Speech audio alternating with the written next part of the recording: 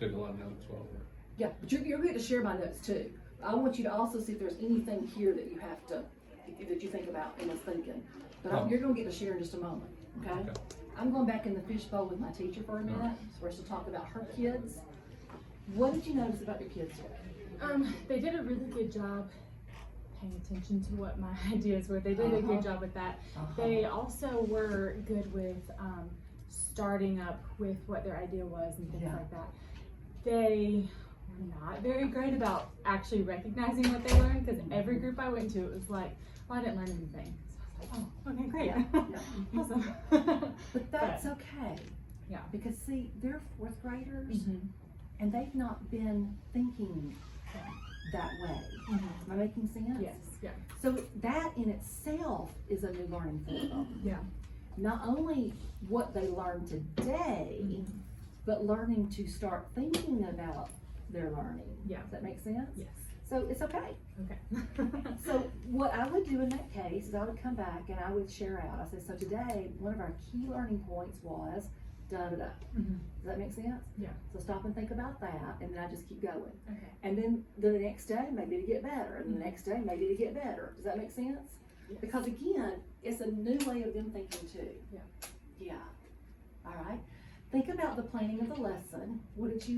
How do you feel like, since we planned it the way we planned it, how do you feel like it went?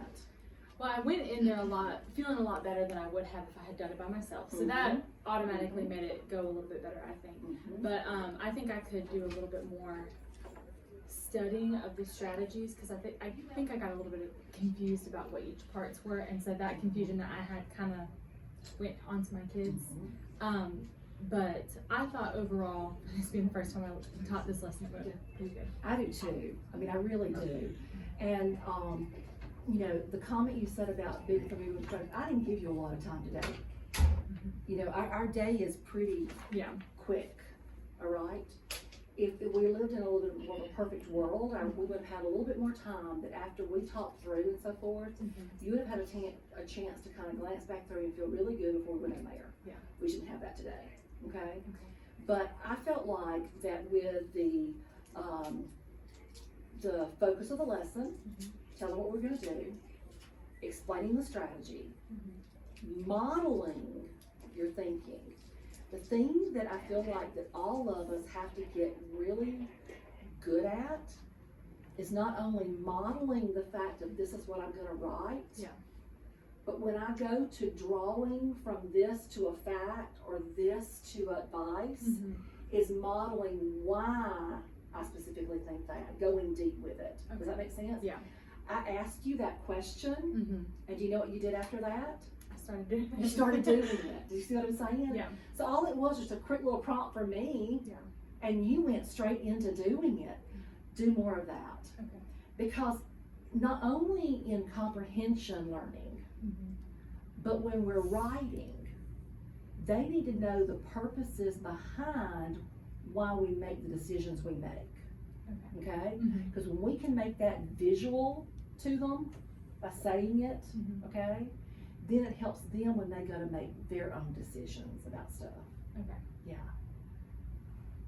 What did you notice about our mini lesson? Did you speak about the timing and the pacing? What did you notice? It felt like everything went a lot faster than I thought it was going to. Yeah, it did, didn't it? Because I guess because we had talked about it and we knew exactly what I wanted to say, and like writing down the focus and everything, it really, when I first looked at the schedule this morning, I was like, 15 minutes? Oh my gosh, how am I going to get this lesson done in 15 minutes? But it really, I mean, there wasn't really an issue with that, which was really great. The timer went off at 10 minutes. When that timer went off, you were finished almost with your mini lesson because you were going right into the guided practice at that point. Do you see what I'm saying?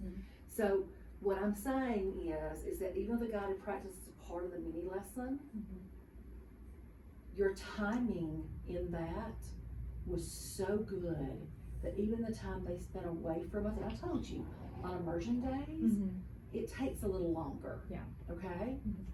And so I think that then that guided practice. Tell me about the parts where I stopped them and gave them some directions and things like that. Do you think that was helpful or harmful? And then tell me why. I think it was very helpful for them because, like you said, they've never done this before and they've never had this type of thinking that they've had to do. And I think what I've been doing with the strategies is I've just been telling them strategies and letting them go, and they haven't been, they've kind of been floundering with it because they don't understand. And so stopping at each point and saying, finish this step up in 3 minutes, and then telling them and reminding them what are you doing with the next step, and giving them that time to really think about it. That was very helpful for my kids. Yeah. And notice that in the strategy with their practice, because this was just their practice, it was okay if they only had 2 categories.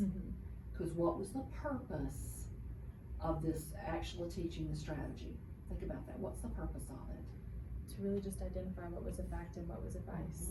To be able to list down something and determine, is it advice or is it a fact, right? So see, that way, that helps, because sometimes we as teachers get caught up in the fact that, oh my gosh, they've got to have a long old list of this. Well, no, they don't. As long as they can have the conversations we need them to have to meet the goal of the lesson, that's all that matters. Okay? Awesome. Thank you. All right, so what else did y'all notice? Because y'all saw so much more than we did, I'm sure. What did you notice about the lesson? What did you notice about the students? Is there something we did specifically planning-wise? Anything you want to share out now. I know she used 2 different avenues as far as when you were modeling. You modeled first on the writing on the actual whiteboard, and then you modeled the second time on your Promethean board. So with the paper, with the The actual. Yeah. Do you find that it is better to handwrite, or would it be better to type so that children can see? Because not all of us have.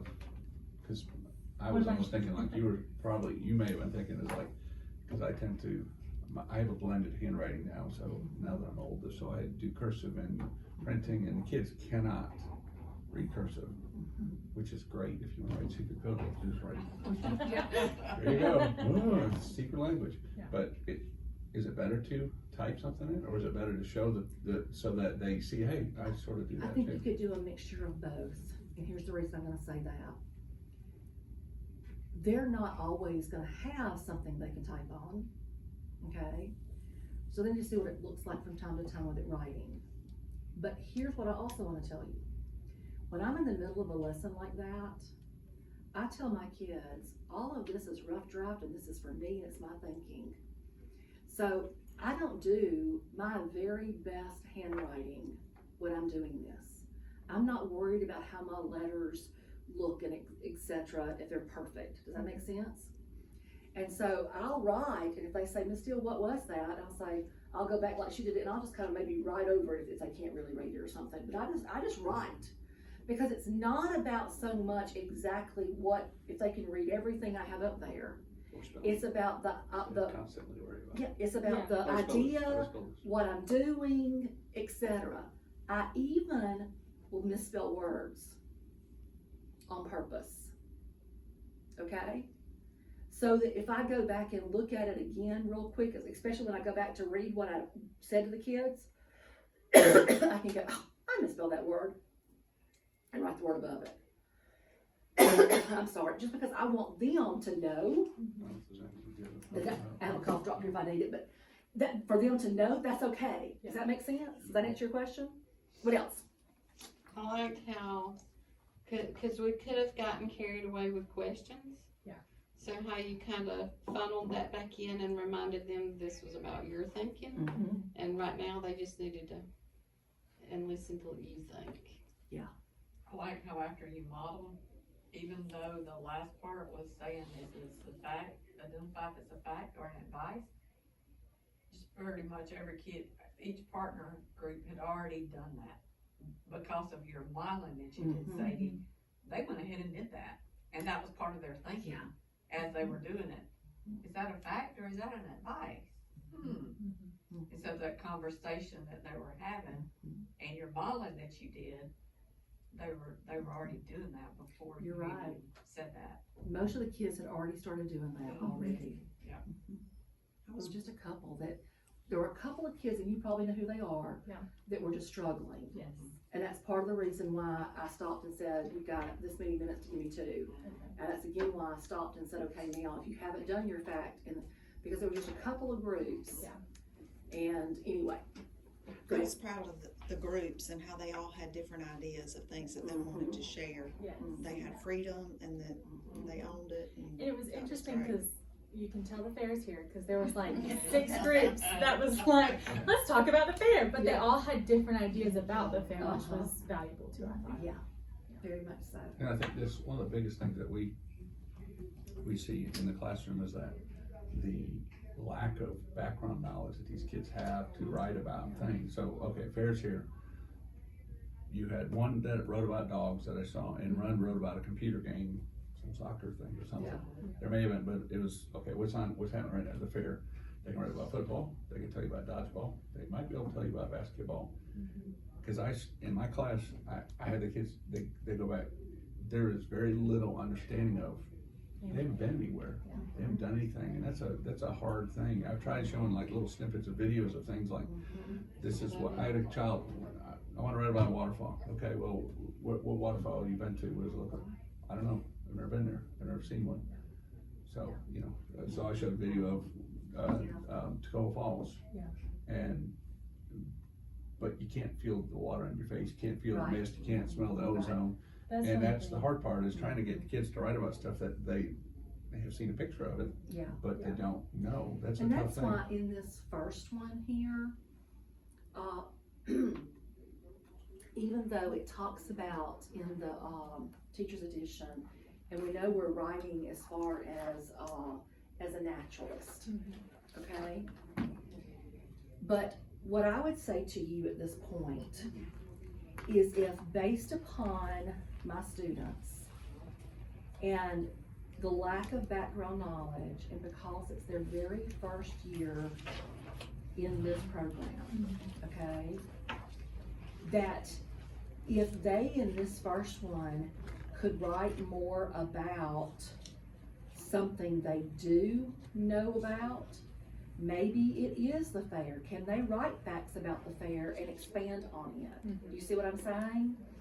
Because again, it's about getting them to love writing, but also getting them to write about a genre. Now, the reason I'm saying this is because when I go back to my second grades and all, and even in my first grade, okay, when they first start their nonfiction writing, it's about teaching someone something that I know about. And so I'm not saying back up to that particular topic just because if you have kids that can write about a naturalist and write about that place, encourage them.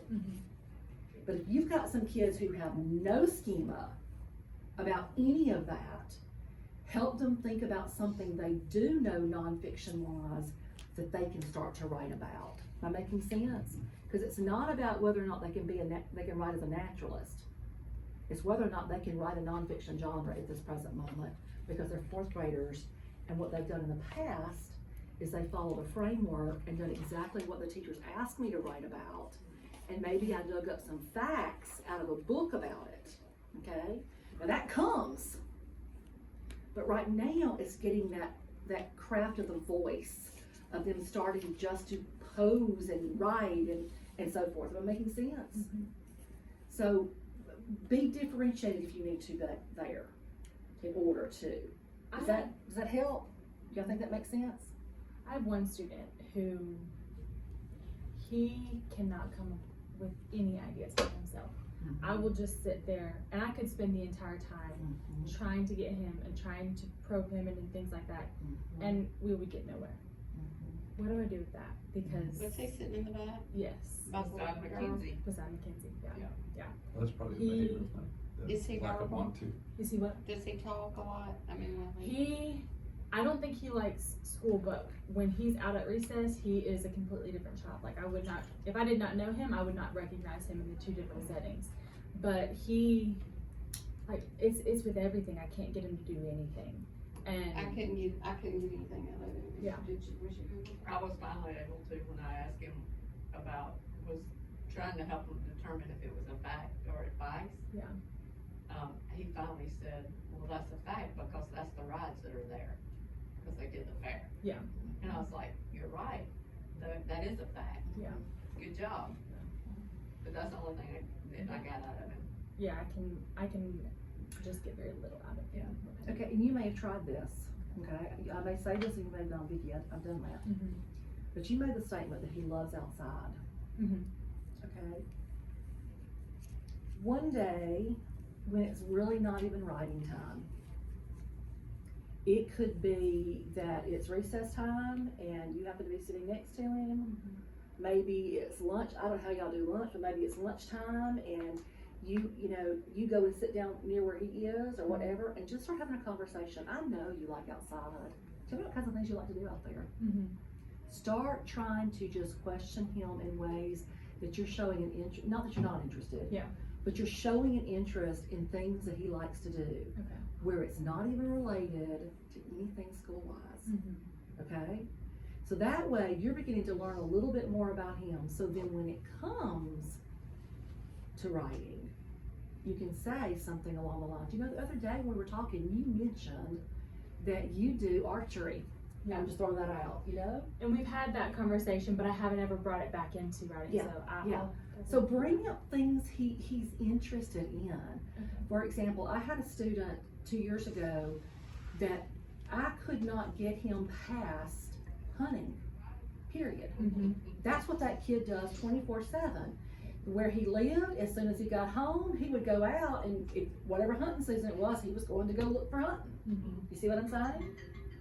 So that's my point. So for him, just to get him writing, Mm-hmm. Okay. I said, let's write then about hunting. Okay. You can teach other people what's important Mm-hmm. to know about hunting. Mm-hmm. So even in that fact and advice, we could begin to pull out what are true facts of the things he was stating Okay. and what was some of the advice. So just kind of try some of that Okay. with him and see.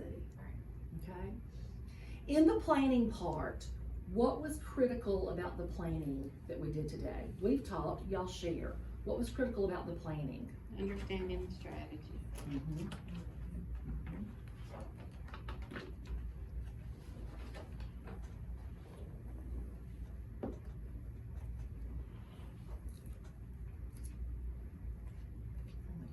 Tom.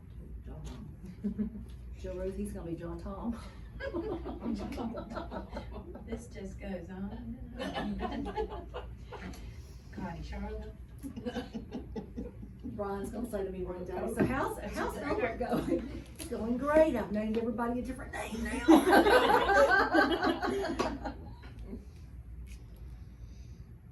Anything else, what else do you notice about the planning? Even you, what did you notice about our planning? It was just nice to have someone to talk through the whole process. And like, I know I've already said that, but when you went back and you're like, hold on, is this what we're supposed to be doing? That was just like, Reaffirming to you. it was very Yeah. reaffirming to me. Yeah. Definitely. Good. Cause that's how my life is. Tom, anything specific? Well, to me, like learning to build stamina. These, Yeah. I don't know if I'm getting old or what, but it seems like children can do less and less and less. Even yesterday, we were doing, this was social studies, and it was like, I just want you to read this. It's on this paper, it's on the page. You have to look at it. Or it may be on the map that's on the page. But where it is, I don't see it. I don't see it. And that's, with writing, that's just like, I don't know. I don't know anything. I can't do this. And that is a struggle. That's a daily thing. And just maybe this generation of children, I don't know, but this is something that, it is something that we deal with on a daily basis with, Here's the good especially news. with the writing and the. Okay, here's the good news. Good news is what you're experiencing is not anything that hasn't been experienced at any other school I supported in writing like this. Specifically right now, okay? And then the other good news is that over time, it does get better. It just takes a little bit of time sometimes. One of the things that I suggested to your third grade is that utilize this unit here also in helping build some stamina. in those kids too. Do it like we did with writing, if you haven't already, okay? And that is, so today you guys are going to be either writing on what you have already started, or you can start a new writing piece that you want to write on, okay? But what I've noticed is that we're struggling in keeping in and staying writing. So today, I'm thinking that we're gonna try and at least everybody write, nobody stops for 7 minutes, 5 minutes, whatever it happens to be, just like just what you talked about in reading. And just kind of watch them. Sometimes you might stop before, like you have to do in reading, and then sometimes you might go longer, okay? There's gonna be, because it's 4th grade, because these kids did not grow up in school already doing what we're doing right now, okay? There's gonna be some of them, and I hate to say it, but specifically some boys, okay, who are gonna struggle with it. And I'm not trying to stereotype or anything, but that's just what I've seen. Because their minds are so busy on outside and things like that, and you know, some of them already feel like maybe that they can't do stuff. I go back to my Spencer all the time. Y'all heard about my Spencer, I've told you about him. That was my kid, okay? So you're just gonna have to keep encouraging, not expect it to happen overnight, and just find ways to try to keep them moving forward. If it gets to be where it's only that student, you could even, or 1 or 2, you know those little timers you can buy, and they're not really expensive, just little timers. And you could give that kid a timer and say, one of the things that we're gonna start working on is building that stamina, and you're in charge of your timer, okay? And so I'm gonna be watching to see too, but I want you to be able to let me know how long you write. So it starts at 0. You see what I mean? He starts it, and then he writes. And then when he gets to the point to where he can't write anymore, he stops it, and he's gonna write down the time there. So y'all can talk about what happened here. Why did you stop writing? Did I stop writing because my hand was tired? Did I stop writing because I had no more ideas? Did I start writing because I just didn't know what else to say about this at all, and I wanted to move to another thing?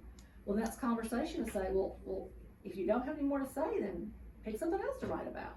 You see what I'm saying? Those are just some little tidbits you can try.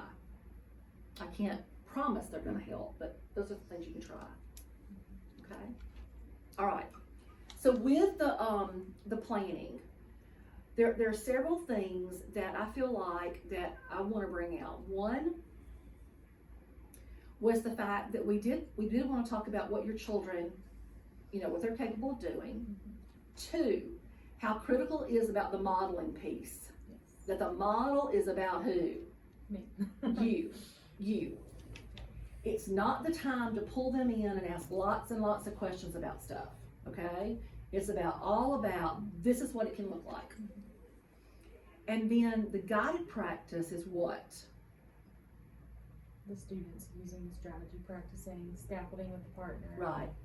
But how long does it last? 5 minutes. Yeah.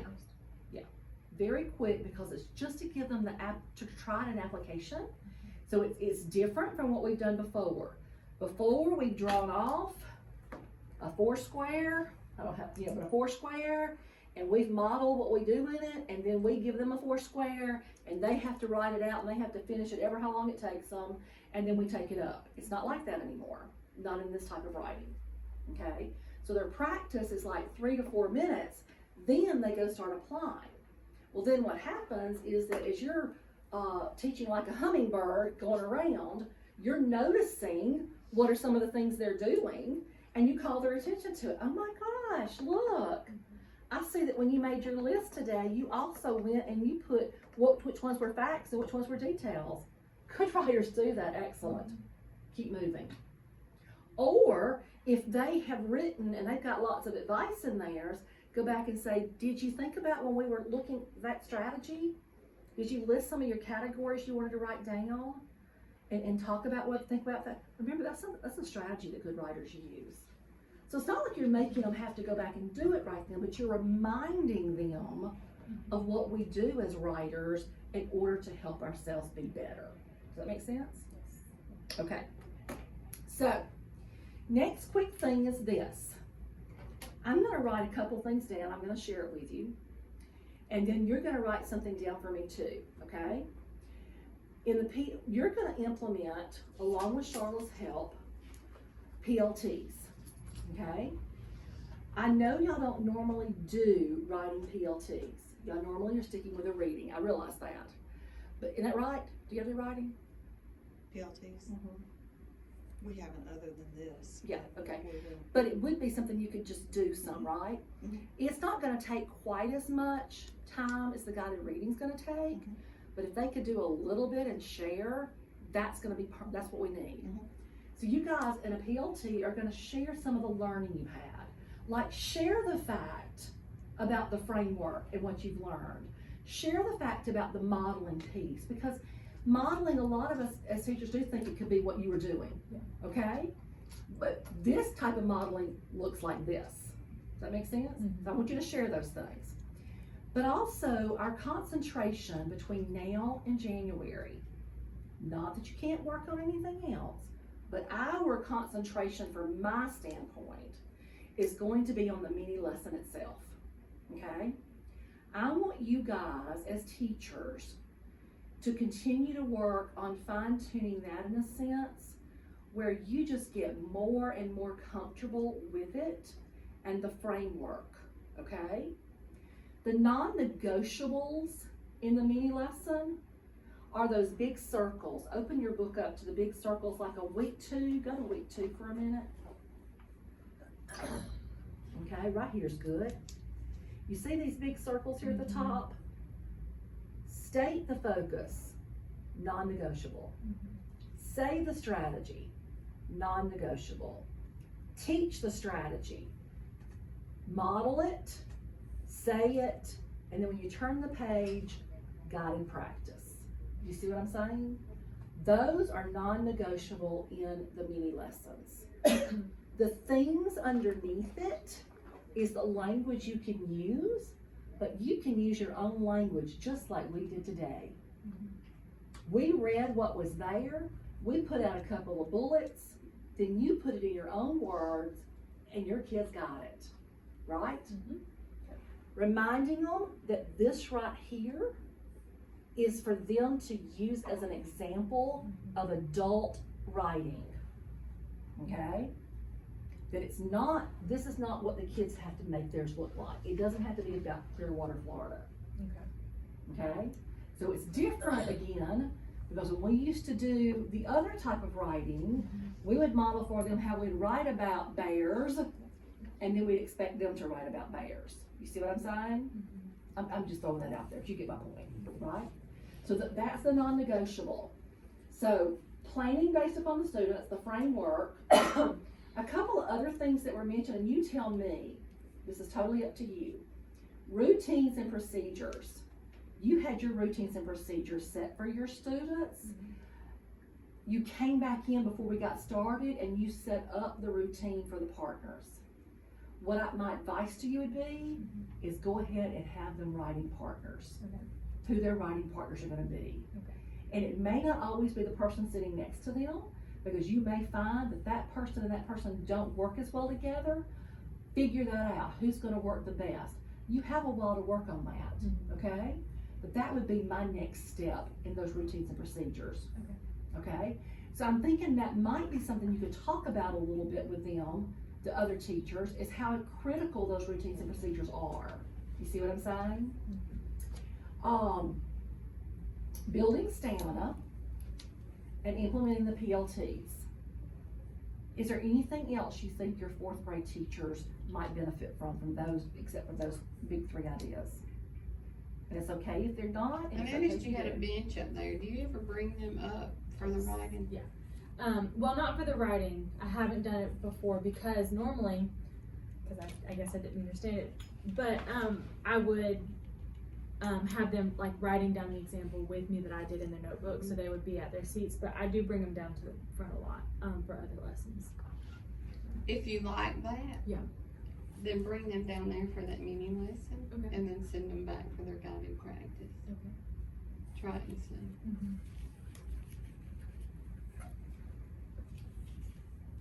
If there's not anything else, that's okay. I think that's More on your plenty. plate than you got, maybe. Okay, I think that's plenty. So let me tell you what administrators plan to do. They plan to support you with the procedures and routines, pacing, possibly pulling the carpet if you have those areas there, framework, just through an informal walkthrough, okay? They're doing informal I can't even talk anymore, so I'm gonna do my last one. Walkthroughs, more for me than anything else, because they're collecting data for me. So I know that when I come back in January and we do this again, is mini lessons still a struggle for a lot of teachers? Are they still like really struggling with it? If that's the case, when I come back, Tom, you and I are gonna work even a little bit harder on the mini lesson than we did today to try and figure out what we can do to help those teachers. You see what I'm saying? That's the power of a lesson study. If they come back to me and they say, oh my gosh, mini lessons are going great, then we're gonna look at more about maybe conferencing and how we can make that look. But I can't make that decision unless I know what's happening in the school. You see what I'm saying? So that's what that's for. The sticky note I gave you, because it's time for you to go, write this down. It's my email. Vicki, V-I-C-K-I, .deal at bbb.edu.com.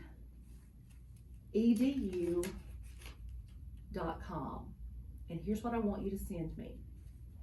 I want you to send me 1 or 2 personal next steps to you based upon our learning today that you plan to work on. Okay, that's all I want. And it's not a gotcha.